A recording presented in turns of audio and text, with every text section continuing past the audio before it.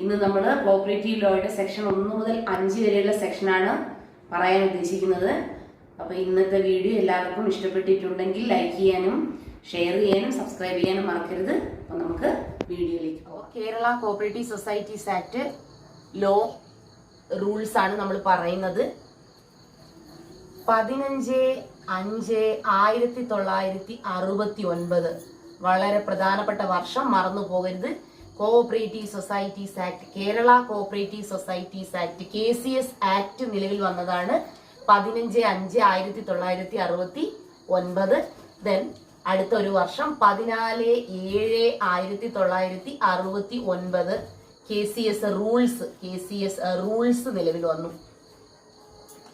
ഇപ്പൊ നമ്മൾ പഠിക്കേണ്ട രണ്ട് ഡേറ്റുകളും മറന്നു പോകരുത്, വർഷവും മറക്കരുത്. വർഷം ഒരേ വർഷം തന്നെ 1969. 15/5 അതായത് 15th May 1969 KCS ആക്ട് നിലവിൽ വന്നു. 14th July 1969 KCS റൂൾസും നിലവിൽ വന്നു. അപ്പൊ 14/7/1969 KCS റൂൾസ് നിലവിൽ വന്നു. 15/5/1969 KCS ആക്ട് നിലവിൽ വന്നു. അപ്പൊ ഈ ആക്ടിൽ 110 സെക്ഷൻ ഉണ്ട്, 201 റൂൾസ് ഉണ്ട്. മറക്കരുത്, 201 റൂൾസ് 110 സെക്ഷൻസ്. 201 rules 110 sections. അപ്പൊ ഇതിൽ നിന്ന് തന്നെ 4 ക്വസ്റ്റ്യൻ ഇതിൽ നിന്ന് തന്നെ വരാനുള്ള സാധ്യതയുണ്ട്.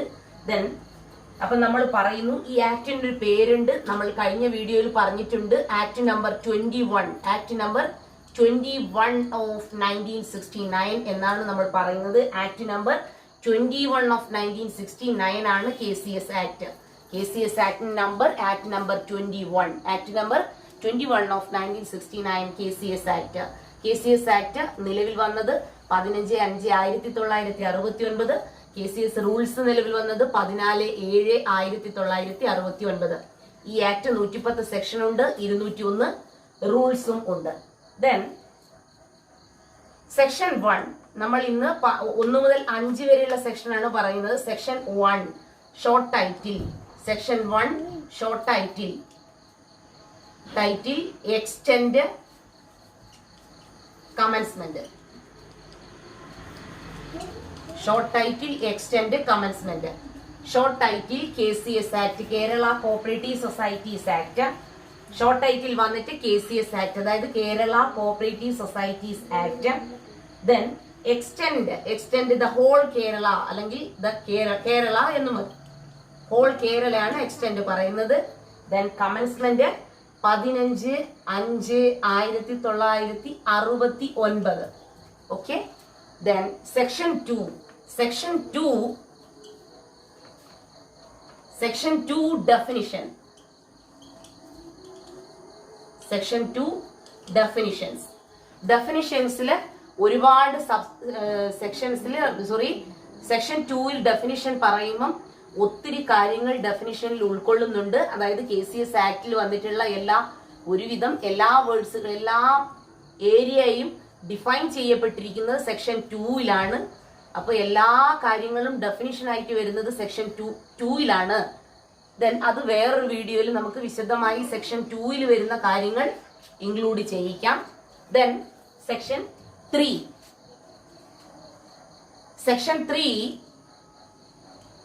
രജിസ്ട്രാർ. Section 3 registrar. അപ്പൊ നമ്മൾ പറഞ്ഞു സെക്ഷൻ 3 രജിസ്ട്രാർ. സെക്ഷൻ 3 രജിസ്ട്രാർ പറയുമ്പോൾ നമ്മൾ 2 കാര്യങ്ങൾ ഓർത്തിരിക്കണം. സെക്ഷൻ 3 സബ്സെക്ഷൻ 1 പ്രകാരം registrar of cooperative societies appointed by government. നമ്മൾ മനസ്സിലാക്കേണ്ട കാര്യം, രജിസ്ട്രാറിനെ അപ്പോയിന്റ് ചെയ്യുന്നത് ഗവൺമെന്റ്. ഇവിടെ വന്നിരിക്കുന്ന ഒരു ക്വസ്റ്റ്യന് ആൻസർ ഇതാണ്. Government may appoint registrar as per section 3 subsection 1. അപ്പൊ നമ്മൾ 3 ക്വസ്റ്റ്യൻ ഇതിൽ തന്നെ ഇൻക്ലൂഡ് ചെയ്തിട്ടുണ്ട്. Then subsection 2 the government may by general or special order confer on any person all or any of the power of the registrar under this act. മറക്കരുത്, ഈ സെക്ഷനും കൂടെ ഓർത്തോളണം. നമ്മൾ ഡെഫിനിഷനിൽ ആണ് 2 വരുന്ന. 2 മുഴുവൻ ഡെഫിനിഷൻ ആണെന്ന് നേരത്തെ പറഞ്ഞു. 2 സബ്സെക്ഷൻ P പ്രകാരം ഡിഫൈൻ ചെയ്യപ്പെട്ടിരിക്കുന്നതാണ് രജിസ്ട്രാർ. ആരാവണം രജിസ്ട്രാർ അല്ലെങ്കിൽ എന്താണ് രജിസ്ട്രാർ എന്നുള്ളത് വ്യക്തമായി തരുന്ന ഡെഫിനിഷനാണ് സെക്ഷൻ 2P പ്രകാരം രജിസ്ട്രാറിനെയാണ് ഡിഫൈൻ ചെയ്തിരിക്കുന്നത്. Registrar means registrar of cooperative societies appointed under subsection 1 of section 3, അതായത് 3 സബ്സെക്ഷൻ 1 പ്രകാരം government may appoint a person, any person to whom all or any of the powers of the registrar under this act conferred എന്നാണ് ഡെഫിനിഷനിൽ പറയുന്നത്. അപ്പൊ നമ്മള് വിശദമായി പഠിക്കേണ്ടതുണ്ട്. Section 3 subsection 1 പ്രകാരം രജിസ്ട്രാറിനെ അപ്പോയിന്റ് ചെയ്യുന്നത് ഗവൺമെന്റ് ആണ്. ഈ രജിസ്ട്രാർ ഡിഫൈൻ ചെയ്യപ്പെട്ടിരിക്കുന്നത് 2P പ്രകാരം. 2 ക്വസ്റ്റ്യൻ ഉണ്ട്, വളരെ ശ്രദ്ധിക്കണം. സെക്ഷൻ 3 സബ്സെക്ഷൻ 1 പ്രകാരം രജിസ്ട്രാറിനെ അപ്പോയിന്റ് ചെയ്യുന്നത് ഗവൺമെന്റ് ആണ്. രജിസ്ട്രാർ ഡിഫൈൻ ചെയ്യപ്പെട്ടിരിക്കുന്നത് സെക്ഷൻ 2 സബ്സെക്ഷൻ Pയിലാണ് രജിസ്ട്രാർ ഡിഫൈൻ ചെയ്യപ്പെട്ടിരിക്കുന്നത്. ദെൻ നമുക്കിവിടെ പറയേണ്ട മറ്റൊരു കാര്യം, രജിസ്ട്രാർ ഷുഡ് ബി RCS, അതായത് registrar of cooperative societies should be an officer in the cadre of IAS. IAS കേഡറിലുള്ള ഒരു വ്യക്തി ആയിരിക്കണം. അപ്പോ RCS നമ്മൾ പറഞ്ഞു, registrar of cooperative societies should be an officer. He should be an officer in the cadre of IAS. IAS റാങ്കിലുള്ള ഒരു വ്യക്തി ആയിരിക്കണം രജിസ്ട്രാർ ഓഫ് കോഓപ്പറേറ്റീവ് സൊസൈറ്റീസ്. അപ്പൊ നമ്മൾ ഇവിടെ പറയുന്നു വേറൊരു question, VL Mehta committee. VL Mehta കമ്മിറ്റിയാണ് ഈ ഒരു റിപ്പോർട്ട് കൊടുത്തത്. IAS കേഡറിലുള്ള ഒരു വ്യക്തി ആയിരിക്കണം RCS ഓഫ് കോഓപ്പറേറ്റീവ് സൊസൈറ്റീസ്, അതായത് കോഓപ്പറേറ്റീവ് സൊസൈറ്റീസിലെ രജിസ്ട്രാർ ആരായിരിക്കണം? IAS കേഡറിലുള്ള വ്യക്തി ആയിരിക്കണം എന്ന റിപ്പോർട്ട് കൊടുത്തിരിക്കുന്ന കമ്മിറ്റിയാണ് VL മെഹ്ത്ത കമ്മിറ്റി. മറക്കരുത്, VL Mehta committee. Then registrar ആരായിരിക്കണം ചോദിച്ചാൽ, registrar is the competent authority to register a cooperative society. നമ്മൾ ആദ്യമേ പഠിക്കുന്നു, കോഓപ്പറേറ്റീവ് സൊസൈറ്റി രജിസ്റ്റർ ചെയ്യപ്പെടാനുള്ള അല്ലെങ്കിൽ രജിസ്റ്റർ ചെയ്യുമ്പോൾ അതിന്റെ പരമാധികാരി ആരെന്ന് ചോദിച്ചാൽ RCS, registrar of cooperative society is the competent authority to register a cooperative society in the state or within the state. അപ്പോൾ നമ്മൾ സെക്ഷൻ 3 ഇത്രയും കാര്യങ്ങൾ ഉൾക്കൊള്ളിച്ചു. Then സെക്ഷൻ 4 പറയുന്നു society which may be registered. Society which may be registered.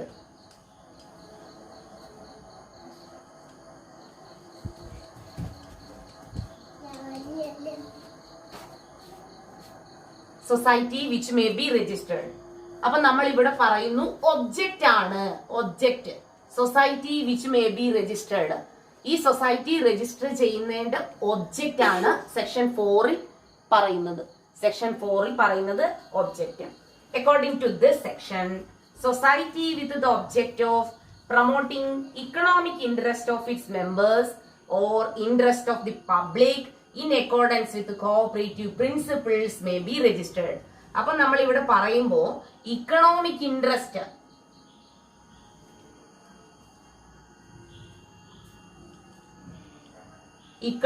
Interest, ഇതാണ് വളരെ പ്രധാനപ്പെട്ട point. Economic interest of its members or in the interest of public in accordance with cooperative principles may be registered. Cooperative society register ചെയ്യുമ്പം ഏത് കാര്യത്തിനാണോ cooperative society register ചെയ്യപ്പെടുന്നത് എന്ന് വളരെ വ്യക്തമായി രേഖപ്പെടുത്തേണ്ട സെക്ഷനാണ് സെക്ഷൻ 4. ഏത് കാര്യത്തിനാണ്, അതായത് ഇക്കണോമിക് ഇൻട്രസ്റ്റ്, അവിടുത്തെ മെമ്പേഴ്സിന്റെ സാമ്പത്തിക താല്പര്യങ്ങളും പബ്ലിക്കിന്റെ സാമ്പത്തിക താല്പര്യങ്ങളും എന്തൊക്കെയാണ് എന്ന് വ്യക്തമാകുന്ന സെക്ഷനാണ് section 4, society which may be registered. അപ്പൊ നമ്മള് സാധാരണഗതിയിൽ ഒബ്ജക്റ്റ് എന്ന് ചോദിച്ചാൽ സെക്ഷൻ 4 വരുന്നതായിരിക്കും. സെക്ഷൻ 4 ഒബ്ജക്റ്റ് അല്ലെങ്കിൽ section 4 society which may be registered. അപ്പൊ ഇവിടുത്തെ point economic interest of the members or economic interest of the public, അതാണ് ഇവിടെ വളരെ വ്യക്തമായി മനസ്സിലാക്കേണ്ടത്. Then section number 5. Section 5 society with registration with limited liability. Society limited liability. ഈ section പറയുന്നത് cooperative society shall be registered only with limited liability. അപ്പൊ നമ്മൾ ഇപ്പൊ പറയുന്നു 1969 KCS ആക്ടിൽ ആസ് പെർ സെക്ഷൻ 5 പ്രകാരം only limited liability society may be registered. Cooperative society എന്തായിരിക്കണം? Register ചെയ്യുമ്പോൾ limited liability societies മാത്രമേ രജിസ്റ്റർ ചെയ്യപ്പെടുന്നുള്ളൂ. അപ്പൊ നമ്മൾ പറയുന്നു ഇപ്പൊ ലിമിറ്റഡ് മാത്രം രജിസ്റ്റർ ചെയ്യപ്പെടുന്നു എന്ന് പറയുമ്പോൾ ആദ്യം എന്തുണ്ടായിരുന്നു? Unlimited societies may be registered ആയിരുന്നു. അപ്പൊ നമ്മൾ ഇപ്പൊ മാറ്റിയതാണ്, സെക്ഷൻ ഭേദഗതി വന്നതാണ്. സെക്ഷൻ 5 ലിമിറ്റഡ് ലയബിലിറ്റീസ് മാത്രമേ രജിസ്റ്റർ ചെയ്യപ്പെടാൻ സാധ്യതയുള്ളൂ എന്ന് പറയുന്നത്. അപ്പൊ ഈ this section will not affect the rights and liabilities of unlimited liability societies which are in existence at the time of the commencement of this act. അപ്പൊ നമ്മള് സെക്ഷൻ 5 സബ്സെക്ഷൻ 1 ഉണ്ട്, സെക്ഷൻ 5 സബ്സെക്ഷൻ 2 ഉണ്ട്. അപ്പൊ നമ്മൾ പറയുന്നു സെക്ഷൻ 5(1) ലിമിറ്റഡ് ലയബിലിറ്റി സൊസൈറ്റീസ് മാത്രം register ചെയ്യപ്പെടുന്നു. Then section number 5(2) എന്താണ് പറയുന്നത്? സെക്ഷൻ 5 സബ്സെക്ഷൻ 2 പറയുന്നത് വളരെ വ്യക്തമായി മനസ്സിലാക്കണം. ലിമിറ്റഡ് എന്ന വാക്ക് നമ്മൾ പറഞ്ഞു ലിമിറ്റഡ് സൊസൈറ്റീസ് മാത്രമാണ് രജിസ്റ്റർ ചെയ്യപ്പെടുന്നത് സെക്ഷൻ 5(1) പ്രകാരം. അപ്പൊ നമ്മൾ 5 സെക്ഷൻ സബ്സെക്ഷൻ 2 എന്ത് പറയുന്നു? Limited or its equivalent in any Indian language shall be the last word in the name of the society. അപ്പൊ നമ്മൾ ഫോർ എക്സാമ്പിൾ ബാലരാമപുരം സർവീസ് സഹകരണ ബാങ്ക് ക്ലിപ്തം അല്ലെങ്കിൽ കടക്കാവൂർ സർവീസ് സഹകരണ ബാങ്ക് ക്ലിപ്തം എന്ന് പറയുന്നത് ലിമിറ്റഡ് നമ്പർ 1 അങ്ങനെയൊക്കെ പറയുന്നില്ലേ? അപ്പൊ ഈ ലിമിറ്റഡ് എന്ന വാക്ക് നിർബന്ധമായും കോപ്പറേറ്റീവ് സൊസൈറ്റീസിന്റെ കൂടെ ചേർത്തിരിക്കണം, ഏത് ഇന്ത്യൻ ലാംഗ്വേജിലായാലും. ഇപ്പൊ മലയാളം ആവുമ്പോൾ നമ്മൾ ക്ലിപ്തം എന്ന വാക്കാണ് ചേർക്കുന്നത്, വേറെ ഏത് ഭാഷയാണോ അത് ലിമിറ്റഡ് എന്ന വാക്ക് അത് ഈക്വലന്റ് ആയിട്ട് ലിമിറ്റഡ് എന്ന വാക്കിന് ഈക്വലന്റ് ആയിട്ടുള്ള വാക്ക് നമ്മൾ സെക്ഷൻ 5(2) ചേർത്തിരിക്കണം. ഇമ്പോർട്ടന്റ് പോയിന്റ് ആണ്, സാധാരണ CSEB ക്വസ്റ്റ്യനിൽ വരുന്നതാണ്. സെക്ഷൻ 5(2) പ്രകാരം ലിമിറ്റഡ് എന്ന വാക്ക് ചേർക്കുന്നത് ഏത് സെക്ഷൻ പ്രകാരമാണ്? സെക്ഷൻ 5 സബ്സെക്ഷൻ 2 പ്രകാരമാണ് ലിമിറ്റഡ് എന്ന വാക്ക് ചേർക്കുന്നത്. ദെൻ നമ്മൾ ഒരു 2 കാര്യങ്ങളും കൂടെ പറയുന്നു. ലിമിറ്റഡ് ലയബിലിറ്റി ഡിഫൈൻ ചെയ്യപ്പെട്ടിരിക്കുന്നത് സെക്ഷൻ 2(g)യിലാണ്. Then unlimited liability societies define ചെയ്യപ്പെട്ടിരിക്കുന്നത് സെക്ഷൻ 2(h)ലാണ്. നമ്മൾ നേരത്തെ പറഞ്ഞു ഡെഫിനിഷനിൽ വരുന്നതാണ് 2.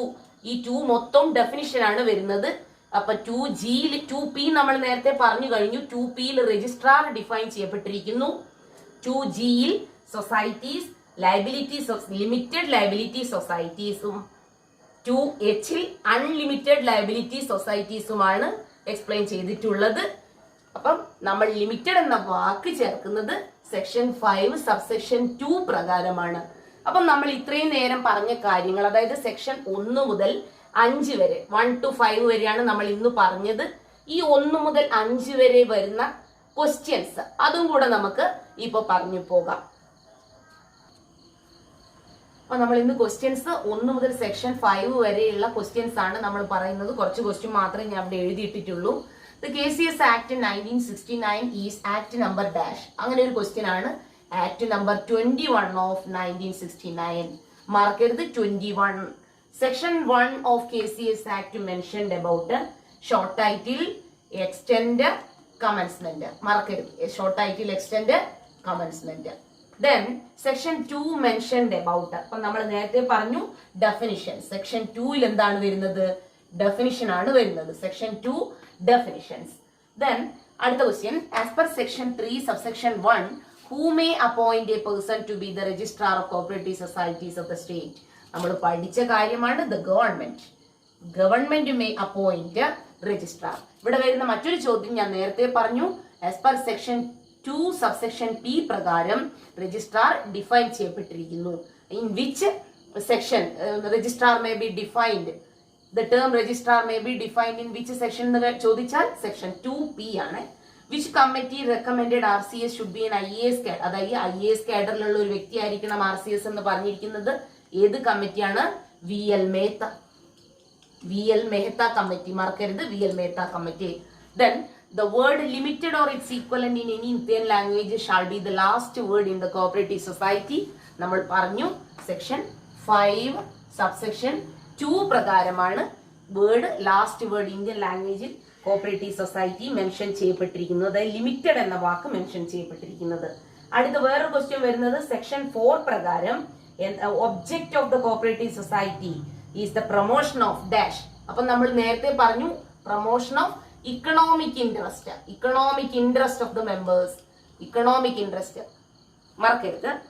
അപ്പൊ നമ്മൾ അടുത്ത question, cooperative society shall be registered only with limited liability is mentioned in section 5.